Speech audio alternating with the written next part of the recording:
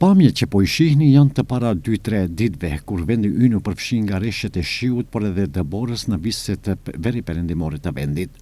Ishte kjo pjesë e ciklonit që shkaktoi kaos në Kroaci me rreshtet të dendura të borës dhe erës së fuqishme. Por nga mbrëmja e së martës, më 31 mars, pritet të nisë një periudhë me rreshje të shumta.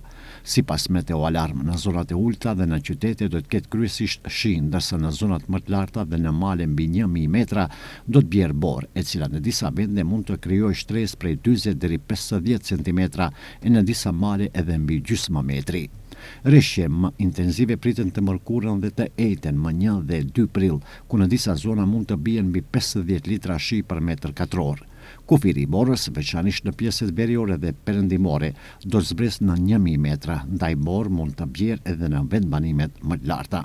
Në male dhe në qendrat e skimit pritet rritje e konsiderueshme e shtresës së borës, gjë që do të përmirësojë kushtet për ski, por njëkohësisht kërkon kujdes të shtuar për sigurinë në rrugë.